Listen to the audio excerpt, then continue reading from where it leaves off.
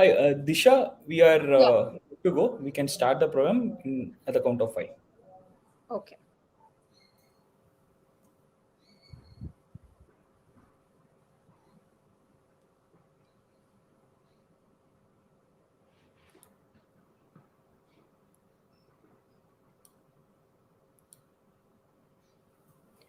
Good evening, everyone. Welcome to CEDE's second Dr. Ambedkar Memorial Lecture. We would like to thank Live Law for hosting this second lecture in the annual lecture series. I am Disha Vadekar. I am an independent practicing advocate before the Supreme Court, and I'm the co-founder of CEDE. I also have along with me CEDE's co-founders, Anurag Bhaskar and Avinash Matthews. Anurag is an assistant professor at Jindal Global Law School. Avinash is an advocate at the Supreme Court. We also have with us our team member Hamsa Dwani, who is a law student and a CEDE fellow.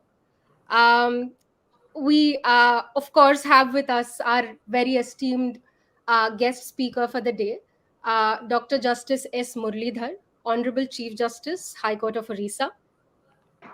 We at CEDE hold an annual lecture series on Dr. Babasaheb Ambedkar's birth anniversary to celebrate his legacy and stir conversations around the issues of law, marginalization, and representation within the legal fraternity. Last year, on the same day, we had invited Dr. Justice D.Y. Chandrachud, and he spoke to us about, he spoke on the topic, why representation matters. Today's topic is appearing in court, challenges in representing the marginalized. And this topic is especially relevant and important for two reasons. Uh, we are gathered here and we are, celebrating Dr. Ambedkar's birth anniversary. And as we all know, he's the architect and the chief architect of the Constitution, and he has donned many roles, one of which was that of a practicing lawyer who advocated for the marginalized.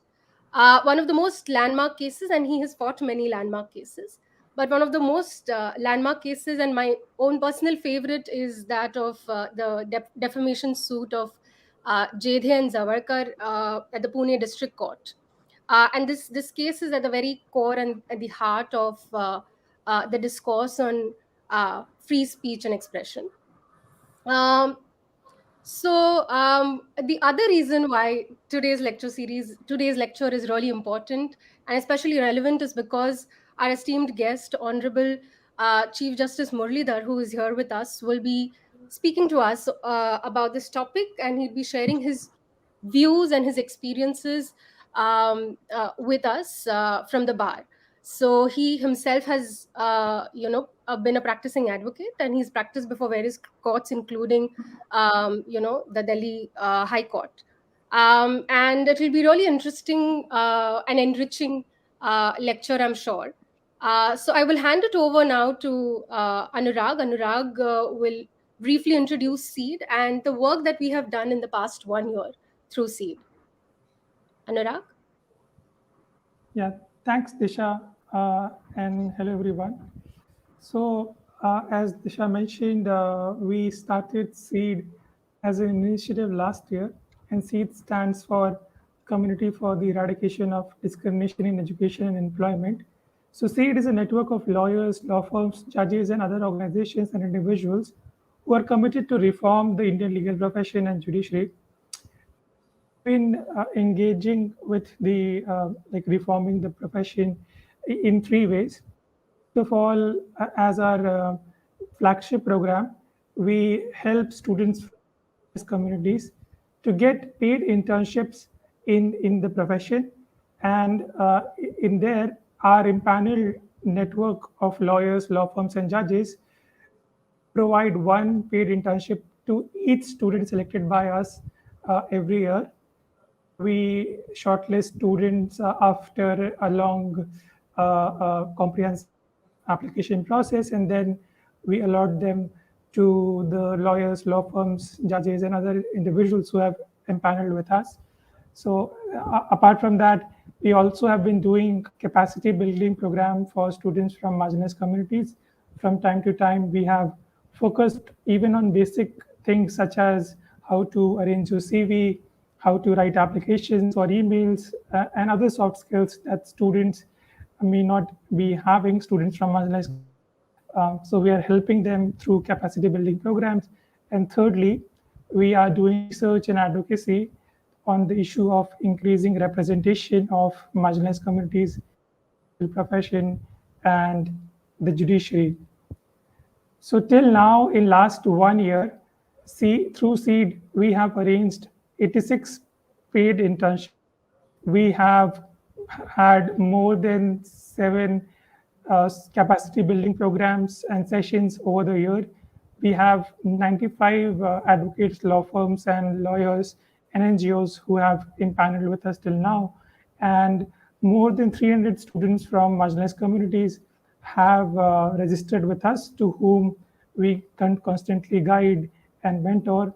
And finally, we are also helping students to get LLM admissions abroad. And I'm very glad that we have been able to help 2 students to get admissions abroad in this year. So that's a bit about CEDE's work. Now I'll request my colleague, Amsud Bani, who is a student at Nuals Kochi and a fellow at CEDE, to take from me and invite Justice Muridhar.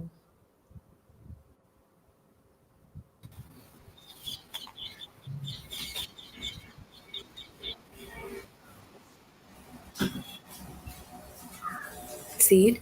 We're honored to be joined by Dr. Justice S. Muralidhar today, and I'm even more honored to be introducing him. Justice S. Muralidhar is the Chief Justice of the High Court of Odisha. Prior to this, Justice Muralidhar served as a judge at the Delhi High Court from 2006 to 2020. Subsequently, he served as a judge at the Punjab and Haryana High Court. Dr. Justice S. Muralidhar began his law practice in Chennai in September 1984 and later shifted his practice to the Delhi High Court and the Supreme Court. He was also active as a lawyer for the Supreme Court Legal Services Committee and later was its member for 2 terms. He was appointed amicus curiae by the Supreme Court in several public interest litigation cases and in cases involving convicts on death row. Justice Muralidhar was also counsel for the National Human Rights Commission and the Election Commission of India and was also a part-time member of the Law Commission from December 2002 till May 2006. As a judge, Justice Muralidhar has authored several important judgments such as Rajendra Grover versus Air India Limited, which dealt with gender discrimination in service conditions of cabin crew, and Kulvinder versus State and City of Delhi, where the High Court set aside the trial court verdict and held that the Mirchpur Dalit killing incident of 2010 was an instance of caste-based violence. He was also part of the division bench in Sudama Singh versus Government of Delhi, which dealt with the resettlement of the Jhaggi inhabitants, and in Nas Foundation versus NCT of Delhi, which held that Section 377 of the IPC, insofar as it criminalizes consensual sexual acts of adults in private, is violative of Articles 21, 14, and 15 of the Constitution, and several other such judgments. We are so honored once again to have you here, sir, and we now invite Dr. Justice S. Muralidhar to speak. Good evening, Avinash, Disha, Anurag, Amsud Bani, and Vinod, who's managing backstage. It is a privilege to be invited to speak on the occasion of the birth anniversary of Dr. Ambedkar and the completion of 1 year of the launching of Community for Eradication of Discrimination in Education and Employment, CEDE. A year ago, 3 young lawyers, Anurag Bhaskar, Disha Vadekar, Avinash Matthews, came together to launch the self-empowering initiative CEDE, which provides opportunities in education and employment to those belonging to the marginalized communities in India, with special focus on Dalits, Adivasis, other backward classes, indigenous communities. One of the laudable objectives of CEDE is to increase the representation of the marginalized communities in the legal profession in India. It is the last mentioned endeavor that has prompted the choice of the topic for today's lecture. The many years of active practice as a litigator provided me with an opportunity to study the legal services delivery system from close quarters. Being a lawyer on the panel of the Supreme Court Legal Services Committee for close to 15 years, a member of the committee for 2 terms, and an amicus curiae in a number of cases involving public interest and human rights, helped me understand the complexities of the issues that require to be addressed while discussing the theme of access to justice. Representing many of the marginalized groups in court made me ponder over questions for which there were no easy answers then. I doubt it is easier now, although the complexities of the issues is better acknowledged in the empirical and research work done in the past few years on the working of the Indian legal system. One such study is the report published in October 2021 by the American Bar Association Center for Human Rights on Dalit justice defenders in India. I will have occasion to refer to it later in this talk. I seek to briefly set out what I propose to speak on. In the first part of the talk, I wish to add to our understanding of whom we consider to be a person in need of legal services, and in that context, whom we understand to be a marginalized person. Next, I wish to focus on the barriers that a marginalized person encounters in the legal system and how the system has responded to the problem. I ask, can we really understand what it means to be a marginalized person facing the barriers in the system? Third, and this is an important part of the talk, the challenges faced by those who seek to represent the marginalized or espouse their causes. The final part of the talk will dwell on how we should be approaching the challenges thrown up in the process of representing the marginalized. At a very basic level, every person denied justice in the broadest sense of the term and who has to perforce engage with the legal system for redressal is in need of legal services. The Indian Constitution acknowledges persons who by birth, descent, caste and class have been denied justice over generations. It envisages the state coming up with affirmative action programs and policies to redress such historic injustices. These include those belonging to the scheduled castes, the scheduled tribes, Dalits, Adivasis, socially and educationally disadvantaged classes, economically deprived classes, and a whole host of others, including religious minorities, sexual minorities, differently abled, children in conflict with the law. Then there are status offenders like sex workers, vagrants, mentally ill, and many others whose very existence and every activity is criminalized and therefore very often find themselves on the wrong side of the law. Thus, begging, street dwelling, prostitution, wandering of mentally ill persons and vagrants are all treated as law and order problems and dealt with in the criminal justice system. It is a matter of concern that in at least 20 states in India, there are still anti-beggary laws. Only in Delhi and Jammu and Kashmir have the anti-beggary laws been struck down by judicial verdicts. Then there are the denotified tribes who have for long been the victims of police atrocities. Those coming in conflict with the law in these situations are invariably those below the poverty line and a high-risk group for whom legal aid is an absolute necessity. They are to be acknowledged as unwitting consumers of legal services. There is also the problem of excluding certain categories of persons from the ambit of legal services. Early legal aid schemes statutorily sought to disqualify those arraigned in cases involving offenses under the law prohibiting prostitution or child abuse and the like, and those involved in economic offenses from receiving legal aid. Under Article 22, subclause B of the Constitution of India, the right available to every person who is arrested to consult and be defended by a legal practitioner of his choice is not available to a person who is arrested or detained under any law providing for preventive detention. Consistent with this bar, Section 11, subsection 4 of the National Security Act, Section 8, Clause E of the Conservation of Foreign Exchange and Prevention of Smuggling Activities Act bar the right of a détenu to legal representation in proceedings before the advisory board, which examines the need for continuing the detention. This, to some extent, has been addressed by Section 12 of the Legal Services Authorities Act, in terms of which every person who is in custody is entitled to legal aid. No exception is made for cases in which custody is by way of preventive detention. And yet, under Section 13 of the same enactment, a legal aid functionary could refuse legal services in a criminal case on the ground that no prima facie case exists. Then we have the pernicious prospect of a bar association resolving that no member lawyer will defend a certain kind of accused, a person accused of committing what is termed a terrorist act. This despite the fact that the Supreme Court has outlawed it. The Indian criminal justice system provides for those willing to see a stark depiction of the intersection of law and poverty. Professor Upendra Bakshi states that the words poverty and poor suggest the passivity of the poor. He says, and I quote, "Everything about the poor and poverty is defined in terms of a lack. Powerlessness, apathy, disorganization, alienation, and anomie are some of the major attributes we use to define and describe the poor. This cluster of attributes," he says, define what he calls the culture of poverty, which is a culture of multiple disabilities and lacks transmitted across generations. Noted scholar Barbara Harris White prefers the term destitution and its myriad forms to describe what those in poverty experience.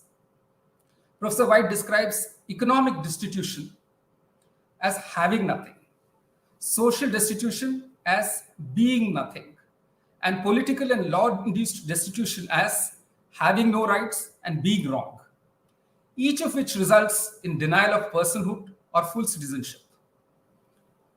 While tabling the final draft of the Indian Constitution before the Constituent Assembly on 25th November 1949, Dr. Ambedkar reminded everyone, and I quote, "On the social plane, we have in India a society based on the principle of graded inequality.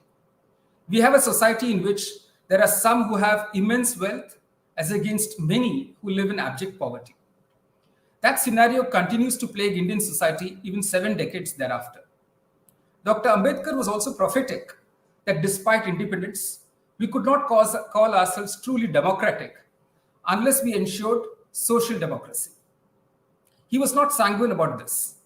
He prophesied that, and I again quote, "In our social and economic life, we shall, by reason of our social and economic structure, continue to deny the principle of one man, one value.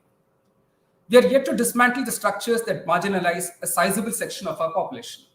Thus, we still have amongst us those engaged in manual scavenging, sewer cleaning, rack picking, and those engaged in forced labor or begar, doing all our dirty work at the cost of their dignity and right to life." And then, poverty need not be understood only in economic terms. As the Allen Committee that was commissioned by Robert Kennedy, the then Attorney General in the 1960s in the USA, to study poverty and the criminal justice system observed, poverty is also a functional incapacity to obtain in adequate measure the representation and services required by issues whenever and wherever they appear. Let me explain. A married woman belonging to the higher or middle income group who is a victim of domestic violence and finding herself incarcerated in her marital home in an upper class neighborhood may still be deprived of legal services. The definition of marginalized, it would seem, is thus not as simple as one might want it to believe it to be. It is thus entirely possible that a person in India, on account of a social or economic disadvantage, is denied legal services. We may be creating a set of social and economic outcasts through law. I move on to the next part of my talk. The marginalized enter the legal system in a variety of ways, very often involuntarily. They come in as victims of crime, crimes against humanity, mass crimes, hate crimes, caste and communal crimes and atrocities. They come in as witnesses to crimes and atrocities. They come in as complainants. They come in as victims of forcible evictions, of neglect, of poverty, of natural and man-made disasters, of human conflicts, including caste and communal riots. And of course, they come in as persons suspected of committing crimes. 21% of the under trial population of 3.72 lakhs in this country and 21% of the convict population of 1.13 lakhs belong to the scheduled caste. 37.1% of the convicts, 34.3% of the under trials belong to the OBCs. The corresponding percentages for Muslims is 17.4% and 19.5% respectively. And yet, these are the persons who are likely to find it difficult to come forward to fight for their rights. Again, to quote Dr. Ambedkar, "Ask those who are unemployed whether what are called fundamental rights are of any value to them.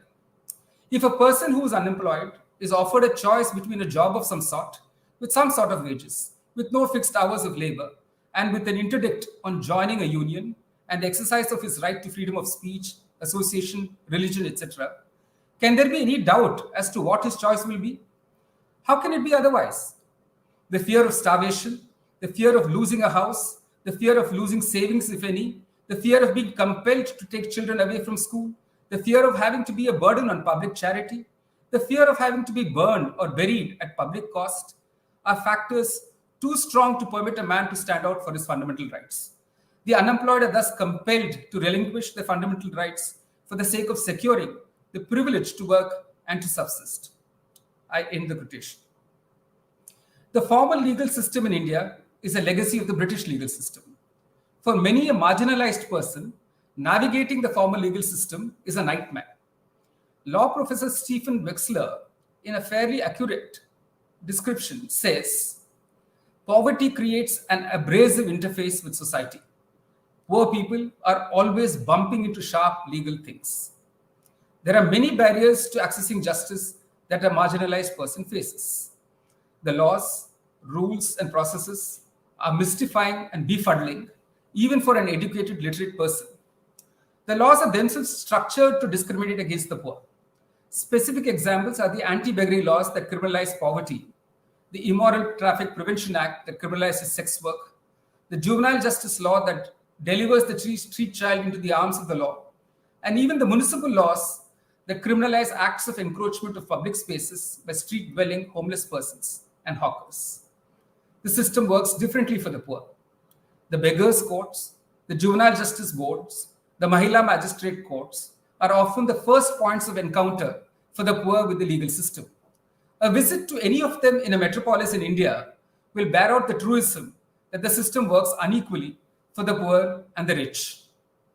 Many under trials continue to remain in jail despite grant of bail because of their inability to arrange surety bonds. For long, sexual minorities and trans persons have had to live in fear of the criminal law processes.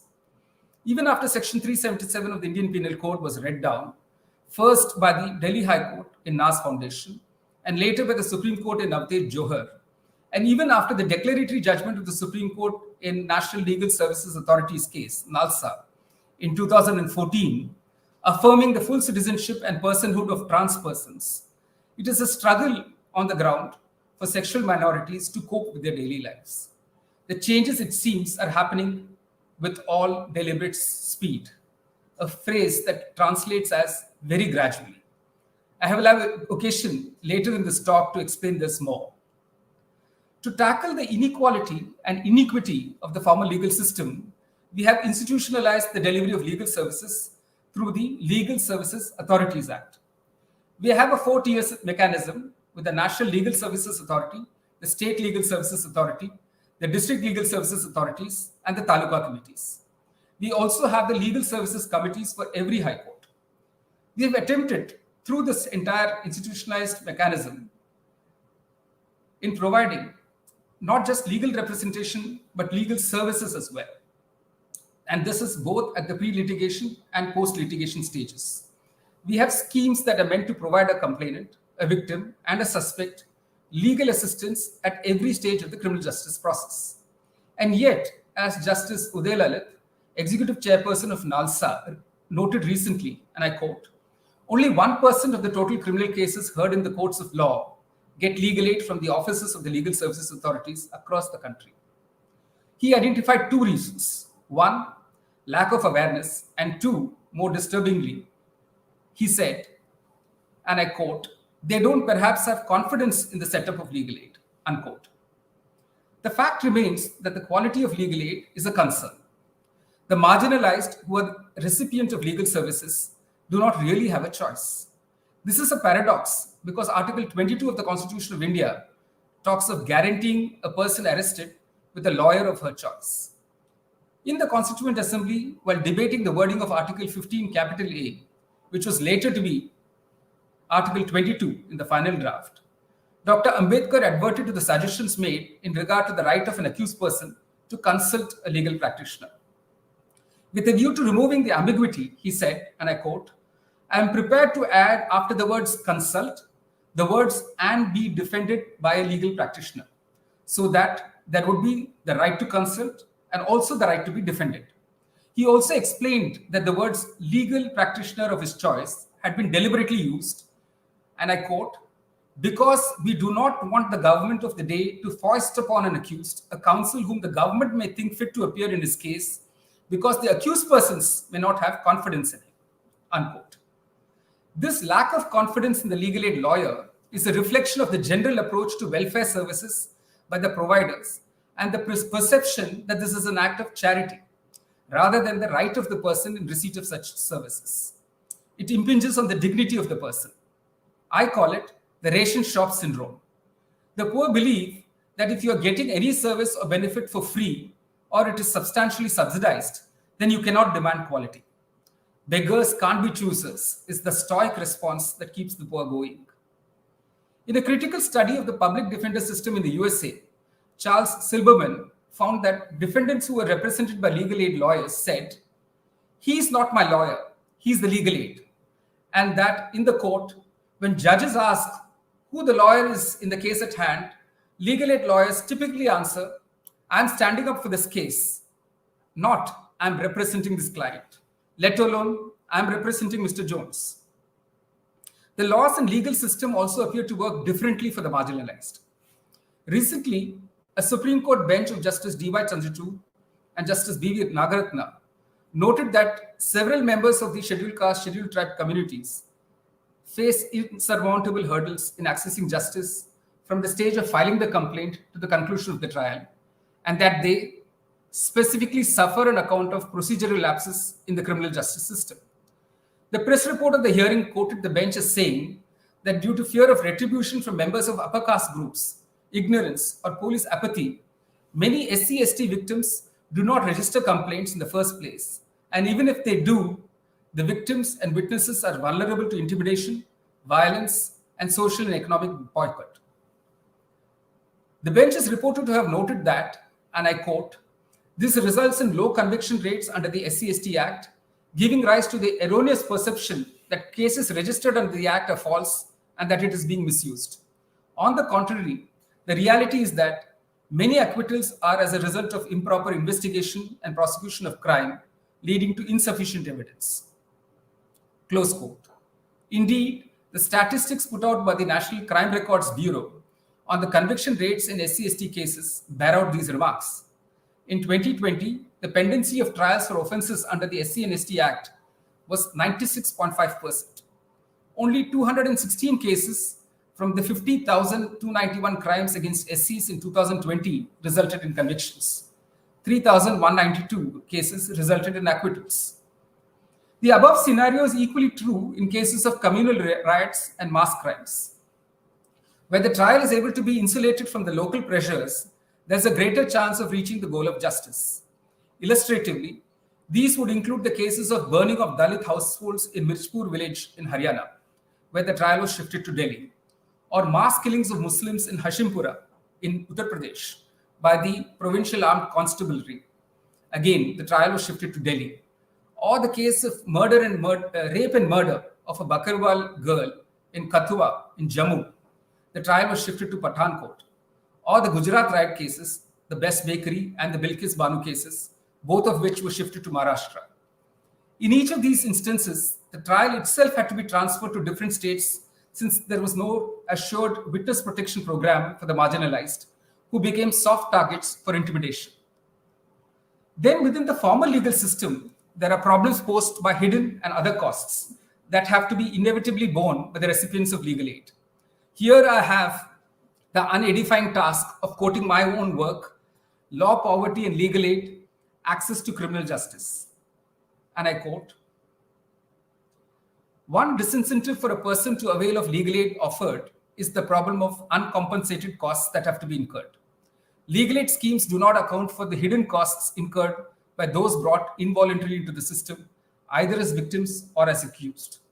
While the legal aid program may pay for court fees, cost of legal representation, obtaining certified copies and the like, it usually does not account for the bribes paid to the court staff, the extra fees to the legal aid lawyer, the cost of transport to the court, the bribes paid to the policeman for obtaining documents, copies of depositions and the like, or to prison officials for small favors. Legal aid beneficiaries do not get services for free after all. At the end of a long litigation, where the person emerges innocent, he is not awarded the cost of litigation.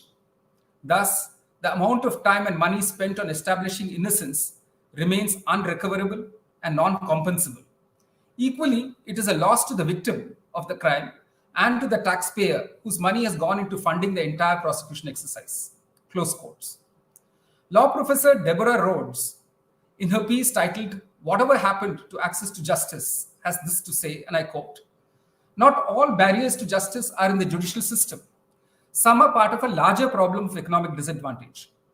Many factors affect the justness of the legal process apart from the adequacy of legal assistance. The substance of legal rights and remedies, the structure of legal processes, the attitudes of judges and court personnel, and the resources, expertise, and incentives of the parties. On almost all of these dimensions, as law professor Mark Galanter famously put it, the haves come out ahead." Close quotation. Studies abroad have shown, and this is true to a large extent in India as well, that there is a parallel system involving the police and the mafia that derives benefits from the activities of criminalizing prostitution, beggary, and other activities of the marginalized. There exists a system of prepaid legal services for those involved in organized crime rackets and other criminalized activities. Professional criminals are able to engage lawyers and obtain bail for those made to beg by them. They're also able to arrange sureties and professional bonds. In the context of sex work, the recent Sanjay Leela Bhansali film, Gangubai Kathiawadi, starring Alia Bhatt, focuses its lens on the nexus between brothel owners, the political class, and the police. This is a vicious quagmire that the marginalized are unable to liberate themselves from. Are the alternate dispute resolution ADR systems within the formal legal systems a solution to the problems of the marginalized? As they presently stand, the options of mediation and arbitration do not seem to be available to the poorest among the litigants, particularly since they find themselves ensnared in the criminal justice processes or face forced evictions, homelessness, displacement, and a myriad issues in confronting the state. They, however, do feature regularly and largely in Lok Adalats with their claims for either motor vehicle or land acquisition compensation and are asked to settle for less, as it were. Legal scholars Mark Galanter and Jayant Krishnan term this phenomenon as bread for the poor. The marginalized also feature in jail adalats, where they have the Hobson's choice of longer periods of incarceration as opposed to admitting to guilt in petty offenses for a premature release, but with the tag of a previous conviction. There does not appear to be any dignified space rendering complete justice to the marginalized litigant in the ADR space as yet. That may be an area that needs further exploration. Non-formal systems are perhaps the first choice for the rural and urban poor, deterred as they are by the prospect of having to engage with the formal system. But here again, while the caste panchayats might offer solution to some civil disputes, it is doubtful that they are truly representative institutions when it comes to some of the critical issues concerning the marginalized, particularly when it comes to the cases of crimes against women, caste-based discrimination and violence, cases of intercaste runaway couples. The track record of the informal systems has not been encouraging. For the marginalized, traversing the legal system, whether formal, alternative, or non-formal, is a daunting task full of uncertainties and perils. I move now to the third part, where I begin to explore what representing the marginalized in courts entails. That takes me to understanding how the bar is organized. I ask, is the bar democratic? Is it a place of equal opportunity? Is it diverse? Or does it mirror to a large extent the social and economic inequalities that are ubiquitous in Indian society and home to the biases that plague social life? The study on India's grand advocates by Mark Galanter and Nick Robinson is fairly well known in legal circles. These two legal scholars have stated that, despite repeated inquiries, they could not identify any scheduled caste, scheduled tribe, and other backward class advocates who are regarded as part of the elite strata of lawyers. I suspect that the legal service institutions may not be faring any better. Do we know how many of the legal aid panels are advocates? Advocates are Dalits, What percentage of the arbitrators, mediators, counselors, conciliators do they constitute? The study I referred to begin with on Dalit justice defenders in India makes an important contribution to our understanding of the lack of diversity in the bar. After conducting interviews with lawyers, former and current judges, academics, and others, the study concludes that in the high courts, and I quote, the bar is dominated by lawyers of upper castes and well-to-do families with a network of connections. Close quote. Some of the respondents admitted that in lower courts, caste plays a role in getting clients. One of the conclusions drawn from the interviews conducted was that the structure of the legal profession is based on the ability of an individual to secure references, resources, and have a network, all of which are difficult in an environment with caste discrimination. The study also reveals very tellingly that bar associations have historically been dominated by upper class males. The lawyers belonging to the marginalized have experienced indirect discrimination, being asked to perform relatively unskilled tasks in law offices. There is also a tendency to typecast lawyers from Dalit and other marginal groups. A woman lawyer who described herself as the first generation Bahujan lawyer without any caste networks or financial support found the journey to be a lonely experience and found the attitude of senior counsel as patronizing and loaded with notions of charity. She was treated as a token or diversity candidate and importantly stated that the dignity of being a colleague was missing. The study found that lawyers belonging to Dalit and Adivasi communities working on human rights cases risk being labeled as Maoist or Naxalite lawyers. The same study mentions a positive development that has taken place in the form of the National Dalit Movement for Justice, NDMJ, which has brought Dalit and Adivasi advocates together on a platform for intervening in Dalit atrocity cases in courts. The NDMJ claims to have trained 2,000 lawyers across the country so far. I am aware that the Center for Social Justice in Ahmedabad too has done considerable work in this area. These are not one-off initiatives. Several individual lawyers and smaller groups and organizations are confronting these challenges on a daily basis. However, all of this is not yet enough. The legal profession, as it is presently structured, does not necessarily provide a level playing field to all those entering into the system in various capacities. As a litigant, as a suspect in a criminal case, as a victim of crime, as a person denied justice, as a witness and an accused, as a lawyer, and even as a judge. The legal profession, to a large extent, mirrors the inequalities and the biases of the society. The cab rank rule by which the legal profession purportedly operates does not work for those who cannot afford cabs in the first place. The marginalized, to use a rough analogy, traverse the legal system by foot or other overcrowded buses or trains, very often at personal risk to their life and safety. The luxurious sedan that charges a higher tariff is largely out of reach, even when infrequently they do get a token joyride. Occasionally, you will have a top-notch senior lawyer do a case or two completely pro bono and with positive outcomes. But for most other cases in the Indian subordinate courts, where the marginalized largely meet their destiny with choiceless stoicism, the informal rules by which the bar functions are dictated largely by a supply and demand situation, where competent lawyers are in short supply and therefore they are in great demand.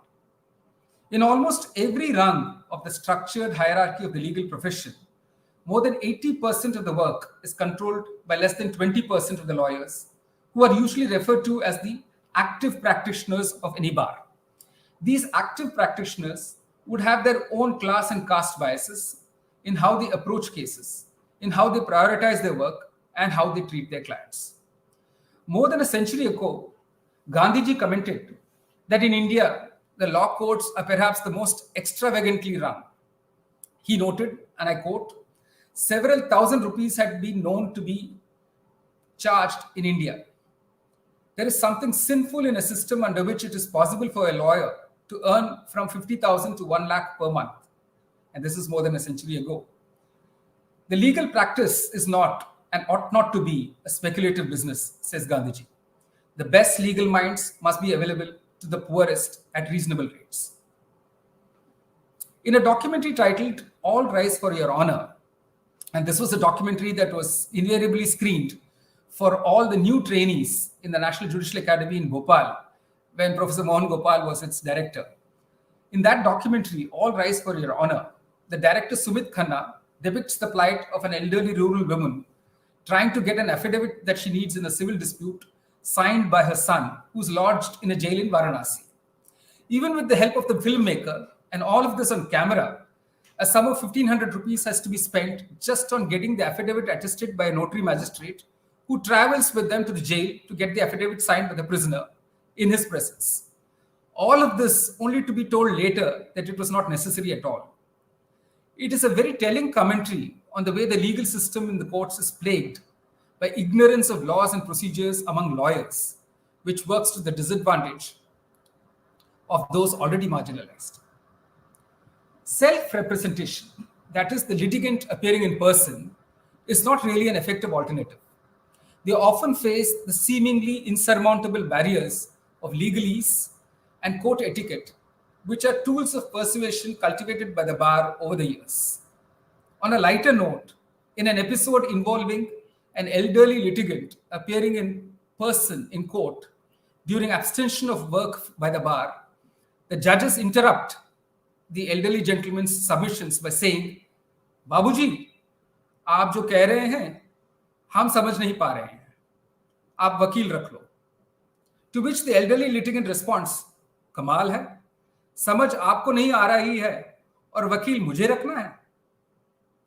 But occasionally, you do have the type of dedicated and conscientious lawyer that we saw Nasiruddin Shah play in Govind Nilari's Akrosh, Rajkumar Rao play in Hansal Mehta's Shahid, and Southern star Surya play Chandru in Yanavel's Jai Bhim. The lawyers in those stories are the ones that we must get the young entrants to the bar have as role models. And among the younger generation of lawyers that I see in courts, I do come across one or two that have that potential. Such lawyers at present are a small number and in great demand. They too are stretched beyond their resources, and at times this dilutes their efficacy. Unfortunately, there is a tendency of late to view appearing for the marginalized as making a political choice. These decisions have the potential of marginalizing those representing the marginalized. They are not the high-flying, ambitious, career-oriented lawyers. They plug away at cases, knowing that the system is weighted against their clients. Gandhiji was one such lawyer who in South Africa appeared for marginalized clients in large numbers, knowing fully well that the system was weighted against them and against him.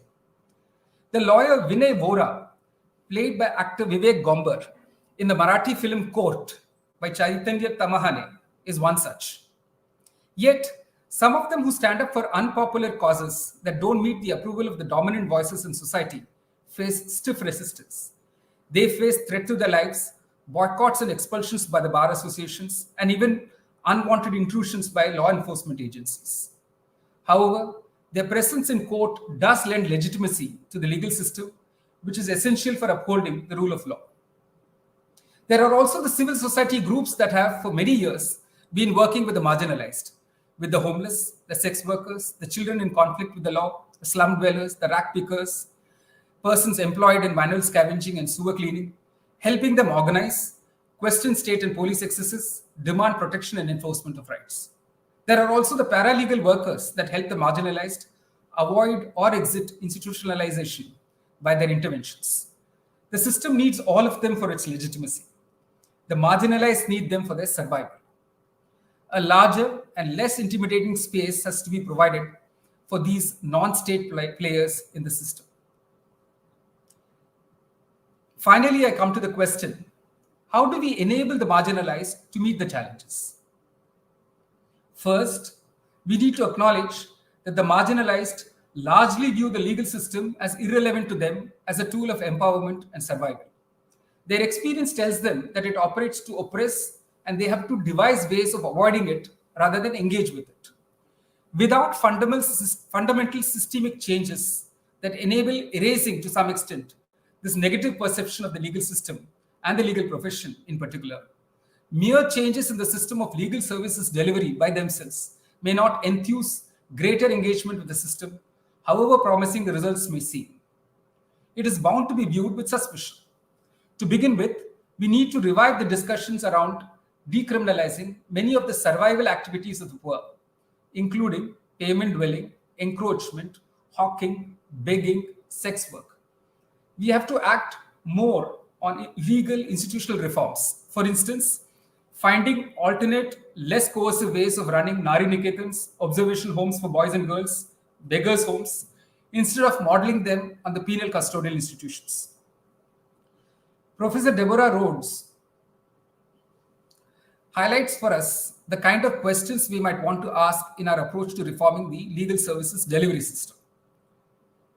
And I quote, "Should individuals be entitled to assistance on all matters where fundamental rights are at issue, or only where their claims seem meritorious?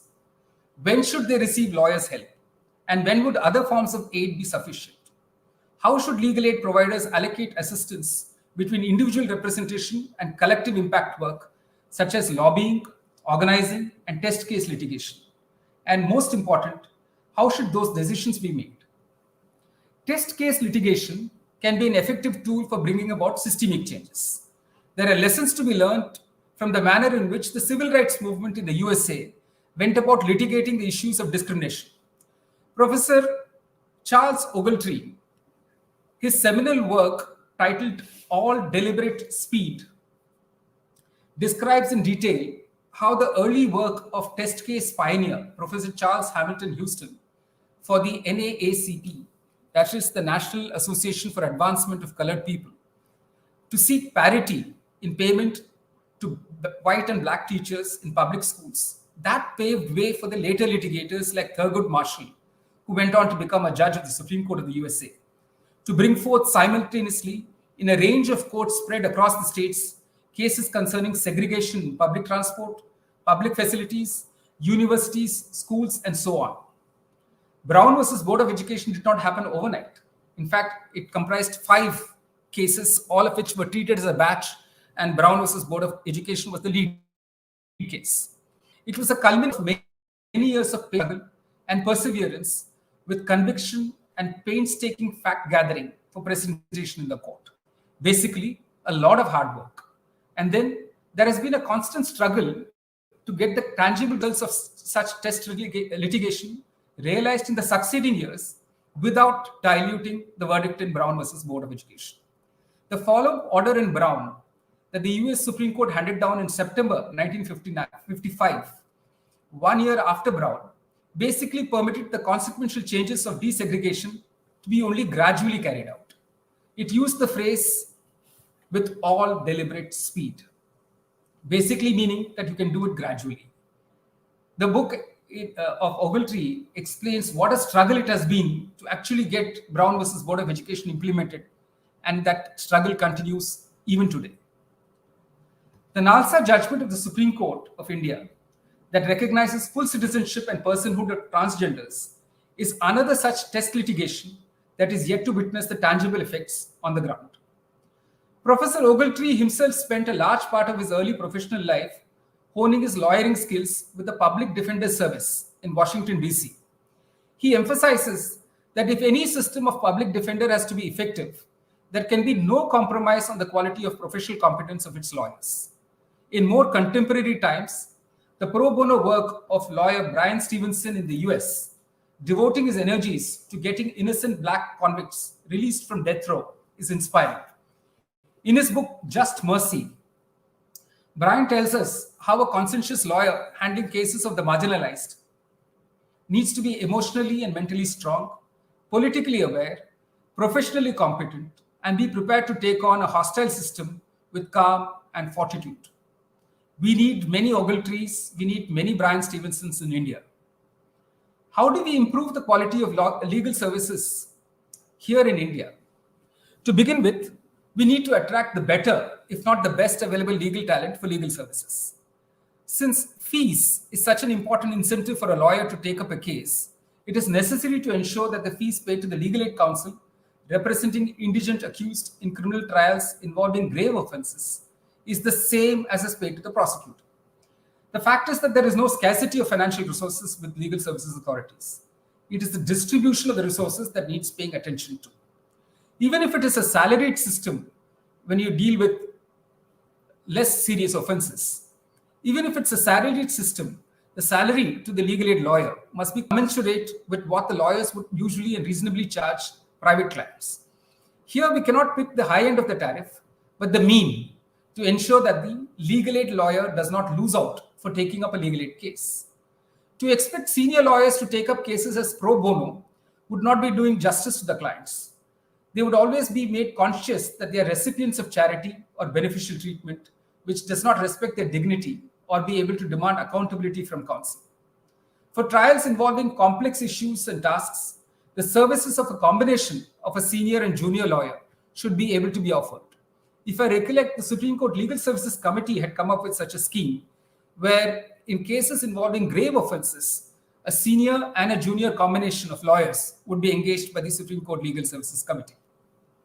Secondly, and importantly, we need to ask, how do we orient the lawyer to take up the cases of the marginalized? How do we get the lawyer to understand what it means to be a marginalized person having to navigate an intimidating and alienating legal system? Can we get the lawyer to truly understand how the marginalized person feels and thinks? How do we ensure that the legal aid lawyer is thoroughly professional in understanding all the nuances of the law and is able to match the opponent in terms of its competence? The legal aid lawyer would do well to remain aware that legal aid is not charity. It is the basic right of the marginalized. The consumers of legal services must be consulted at every stage of the case. They should be patiently listened to. They cannot be made to lose control over their case. They must have a say over the course of action or strategy to adopt. If pleadings are in English, and invariably they are, and the client cannot understand that language, it has to be read over and explained in the language that they understand. Offering services pro bono or at state expense does not entitle the lawyer to make concessions and statements in court that do not correctly reflect the client's position or ends up in compromising their position. It could be a political position, it could be a position on facts. At all times, the persons for whom one is representing must be kept in the loop and informed about everything that is happening in court. Nothing must be done in the court without their consent. Also, there can be no room for cynicism. If the system appears broken, we are part of it and we need to do our bit to fix it. When the marginalized still have hopes of the system, lawyers who care can hardly afford to give up hope. Lastly, to increase representation of the underprivileged and marginalized in the legal profession, one has to begin early. One has to begin with law colleges. Initiatives like increasing diversity by increasing awareness, IDIA, the brainchild of late Professor Shavnath Bashir, is indeed welcome.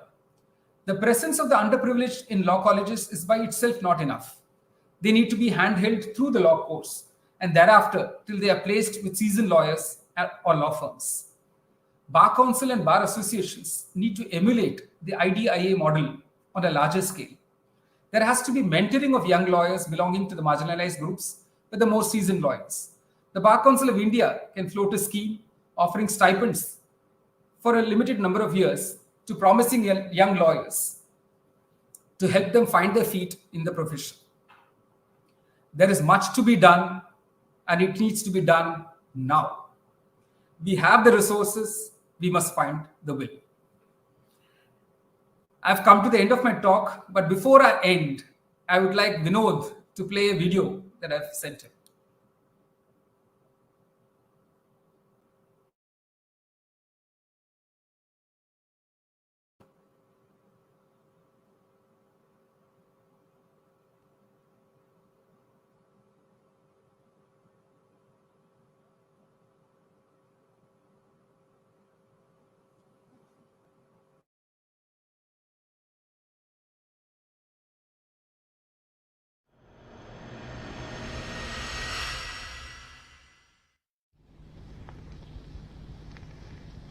Let us leave aside slogans. Let us leave aside words which frighten people. Let us even make concession to the prejudices of our opponents. Bring them in so that they may willingly join with us on marching upon that road which, as I said, if we walk long enough, must necessarily lead us to unity. This is too big a question to be reduced to the position of mere legality. It is not a legal question. I say leave aside all these considerations and make some attempt whereby those who are not prepared to come will come. Let us make it possible for them to come.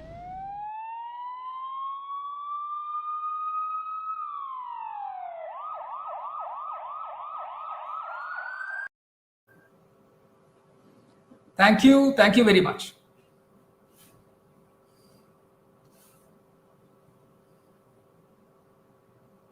Avinash, you're muted. Avinash, you're muted. Thank you, Justice Muralidhar. I thought that was an excellent talk. I thought you adumbrated the challenges in representing the marginalized extremely well. A quick question, since you are seen as a technological maverick, so say, what we realize as young lawyers is that often quality representation starts with quality tools and access to the law itself, tools like Manupatra and SCC. And what we've seen with CEDE is that a lot of law schools don't even have the budget to be able to provide their students training in these software, which becomes so crucial to like quality representation.